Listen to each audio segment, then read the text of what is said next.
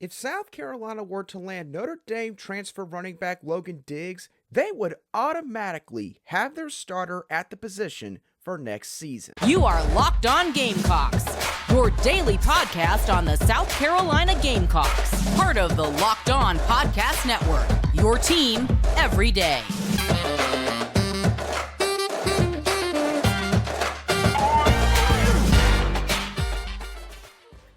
Hello, Gamecock Nation, and welcome back to the Locked On Gamecocks podcast, your show for the latest headlines and potential storylines on South Carolina Gamecock athletics. I'm Andrew Lyon, the host of this podcast, and also a staff writer for Gamecocks Digest over on SI.com.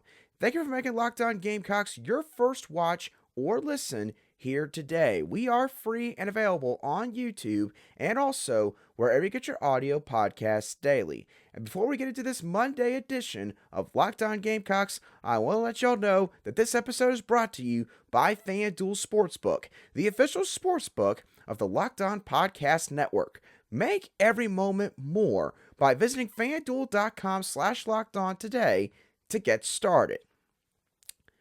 South Carolina hosted an intriguing visitor on campus this past weekend as Notre Dame transfer running back Logan Diggs came down to Columbia to check out South Carolina's football program. There were some photos that were posted on social media showing Logan Diggs with Shane Beamer inside of Williams-Brice Stadium, seemingly getting his own tour from the Gamecocks head football coach.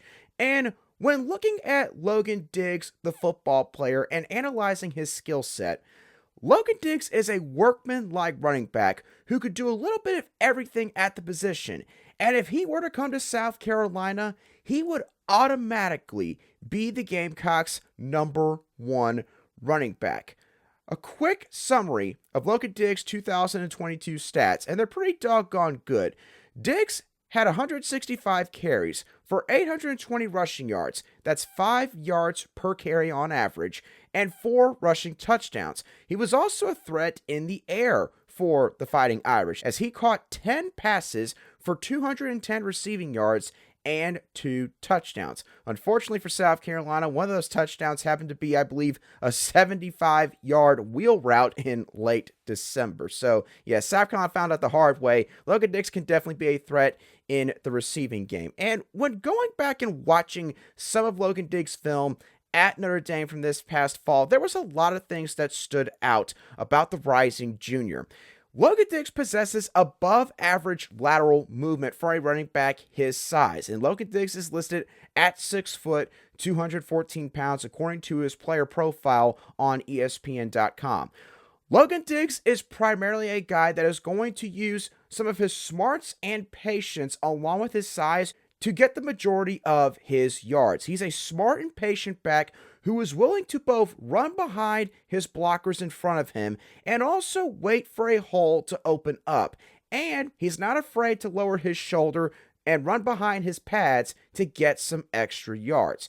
He can make quick split-second decisions on which gap to run through when he is on some inside run plays, and he's got to make the choice of which gap he is going to run through based on how the defense has played his offensive front. Logan Diggs, as I mentioned earlier, is also a guy that could be a weapon for you in the short passing game. This is a guy that can run swing routes out to the flat. He's a guy that can also be a threat on wheel routes deep down the field. He's also somebody that could be a threat on third down especially. Notre Dame seemed to use Logan Diggs a lot in their third down packages, and he ran a lot of angle routes for the Fighting Irish, which is basically a route where you cut right outside the edge of the offensive line and then essentially just cut on a straight line right back to the middle of the field.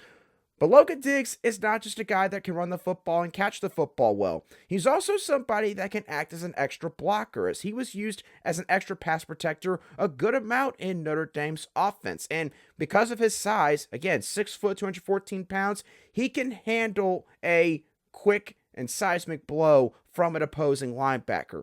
He's also got deceiving acceleration, and he possesses good body dexterity to where you're not going to get him down supremely easily if you do not have the proper leverage against him. some of the things that I really like about Logan Diggs' game, outside the things that I just mentioned, purely, he's a guy that is a big running back who has played big-time college football. And again, that's not to say that Mario Anderson Jr. cannot be that guy for South Carolina, but obviously making the jump from Division II football at Newberry College all the way to the SEC at the FBS ranks, it's just not an easy task. And I think that if Logan Diggs were to come to South Carolina, this would definitely take some of the pressure off of Mario Anderson Jr.'s plate to sort of be that bell cow type back out of the running back room. Here's the other thing that Gamecock fans should like about Logan Diggs. This is a guy that has played in an offense with pro-style-ish concepts involved. This is a guy that has been in an offense that has used under center formations, an offense that loves to use a lot of play action, and an offense that also uses motion to try to create the best matchups possible for their team. So, Logan Diggs would automatically slide right on into South Carolina's offense and would not have any issue, in my opinion, being a part of Dowell Loggains' scheme from the jump. And he's also a guy that, because of his skills, he could do well in both power run plays and zone run plays. Power run plays meaning that the offensive linemen are basically responsible for one guy on the play, and that involves plays like a power run or also a counter where you're bringing two offensive linemen from one side of the formation to the other side to act as blockers. And then for zone run plays, Logan Diggs has the ball carrier vision and also, most importantly, the patience to run horizontally for a certain amount of time and wait for just the right hole to open up for him to run right on through. So Logan Diggs is a guy that can offer some versatility in terms of the run game, but he's also somebody that can do some of the grunt work that maybe some other running backs would not have an easy time doing. He can essentially do almost everything that you want as a running back. And if he were to come to South Carolina, he would be the number one back in this offense from the very beginning. And in my opinion, because of everything I just mentioned, he would offer the most complete skill set at this spot, especially when you also include his size and his blocking and receiving ability out of the backfield.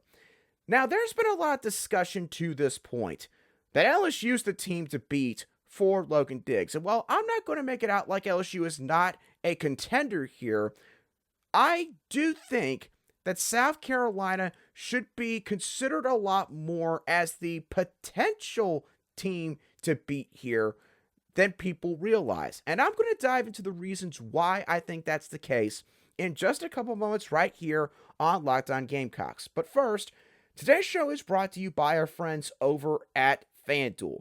Make a fast break to FanDuel during the NBA playoffs because right now, new customers can get a no-sweat first bet up to $1,000. That's $1,000 back in bonus bets if your first bet doesn't win. Later tonight at 10 p.m. Eastern Daylight Time, the Los Angeles Lakers will be taking on the Golden State Warriors in a pivotal Game 4 of the series. The Lakers are currently up 2-1 and, according to FanDuel, are 3-point favorites, with the money line for the Lakers being set at minus 156. If you think that AD will finally have a back-to-back performance tonight and he and LeBron are going to potentially put the series out of reach for the Warriors, then feel free to put money down on the minus 156 for the Lakers to win outright. Visit FanDuel.com/lockedon and get a no-sweat first bet up to $1,000. That's FanDuel.com/lockedon. FanDuel is an official sports betting partner of the NBA.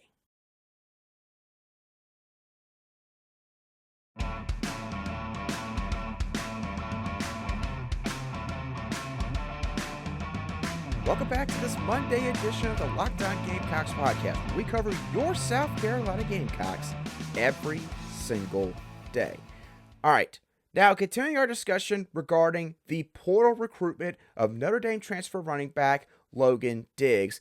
In terms of Logan Diggs' portal recruitment, South Carolina should be considered a legitimate threat to land Logan Diggs. And that's not just because of the fact that he visited them this past weekend, but there's also another factor or two to consider here with South Carolina. To this point, a lot of people have just chalked up the LSU Tigers as the likely destination for Logan Diggs for two primary reasons. Firstly, Logan Diggs is from the state of Louisiana, so it is his home state. And the other thing, if that wasn't enough, is his former head coach at Notre Dame, Brian Kelly, is now currently the head coach at LSU. So admittedly, when you think about those two different factors combined, this sounds like it would be a slam dunk for LSU, that they are going to land Logan Diggs without question, right? Well, if you think about this in a different way, there's an argument to be made that not only is it not a guarantee for Diggs to go to LSU, but that South Carolina is the best option for Logan Diggs at the end of the day. To this point, Logan Diggs has visited South Carolina, LSU, and the third team that's currently involved in this portal recruitment is the Ole Miss Rebels. And South Carolina is the best destination out of all three of those schools for one main reason. South Carolina's depth chart is the most appealing heading into this next fall. LSU returns 94.9% of their net rushing yards from this past fall, along with 97.4% of their rushing touchdowns.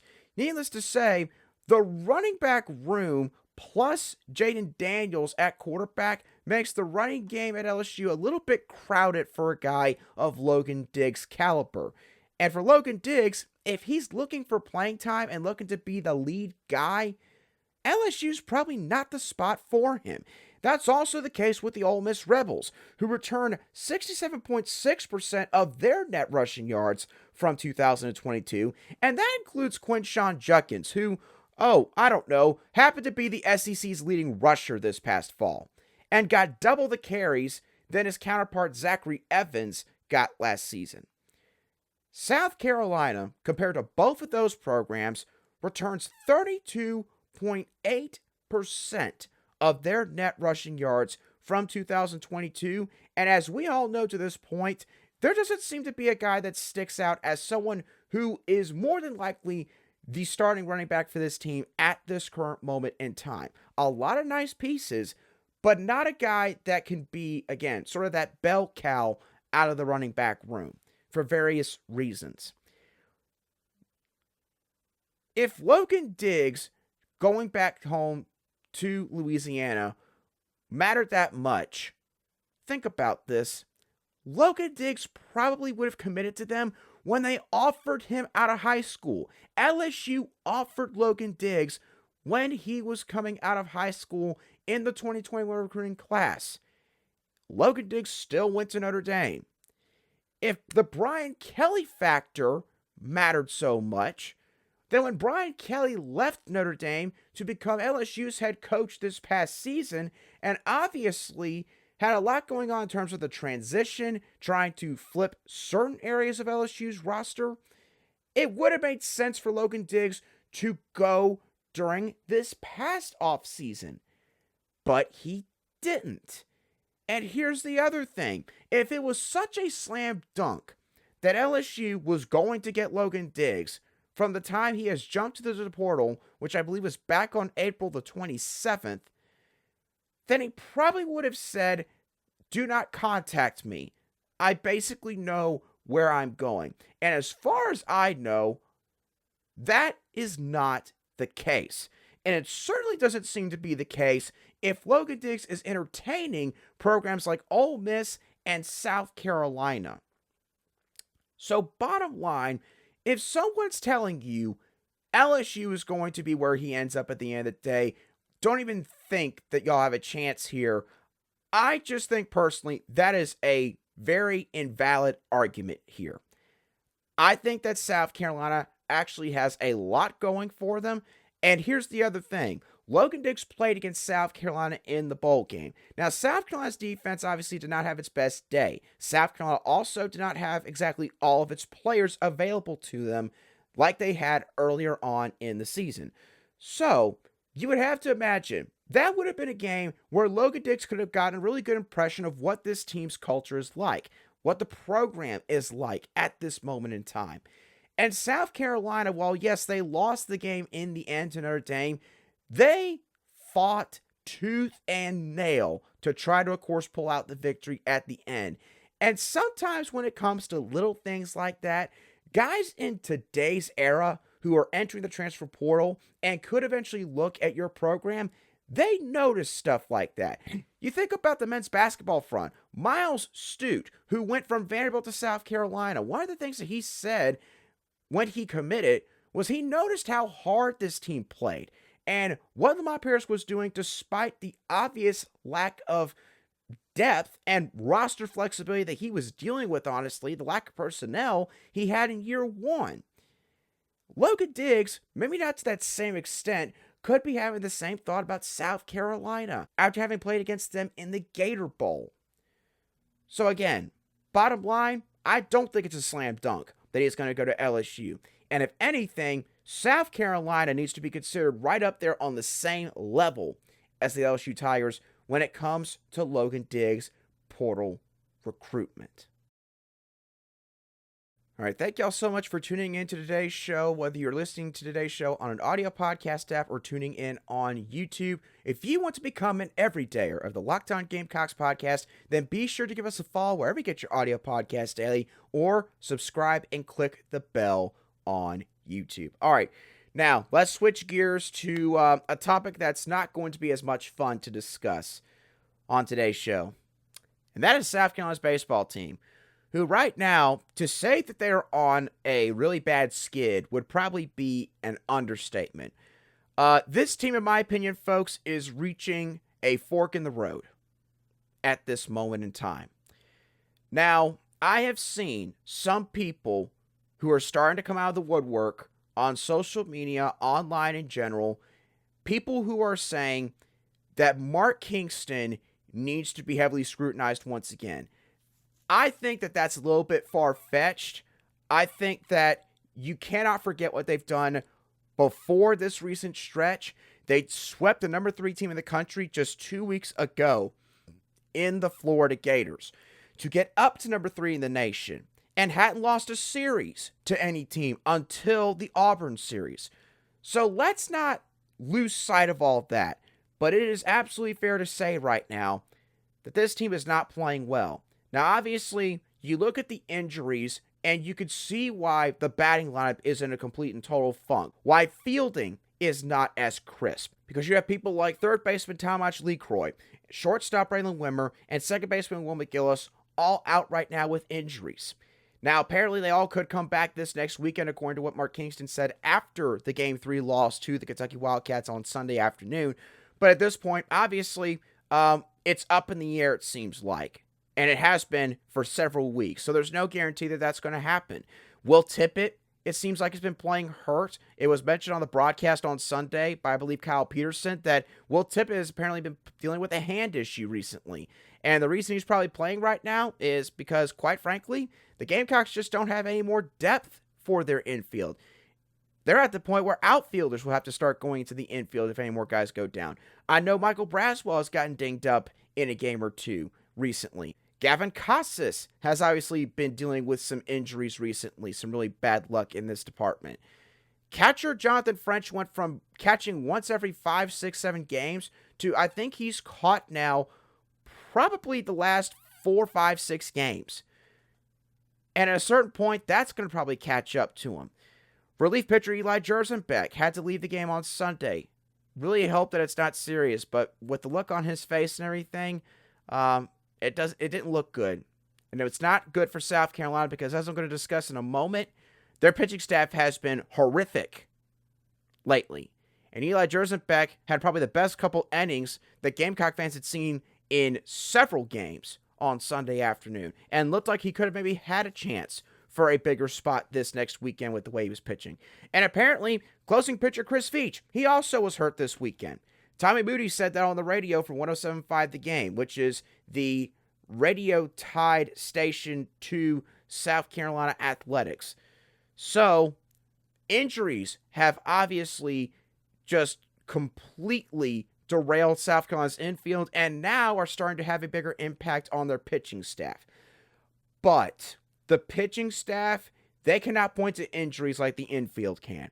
I'm going to list off the stats for the pitching staff for the past 6 SEC games they've played, and I'm just going to tell you, you might want to shield your kids' eyes because these stats are not for the faint of heart. 71 hits given up, 50 earned runs given up, 24 walks issued, 5 wild pitches, and 10 batters hit. That is awful. It is absolutely incredulous what has happened the last 2 weekends. I don't know what to say about the pitching staff right now. They were phenomenal to start the year and were pretty good throughout the season, aside from obviously the occasional game where maybe they just had a down game, which is going to happen because it's baseball. And then the Vanderbilt series happened. And that was the first weekend the whole season. South Carolina did lose that series, so I'm actually wrong about their first series loss. That was against Vanderbilt.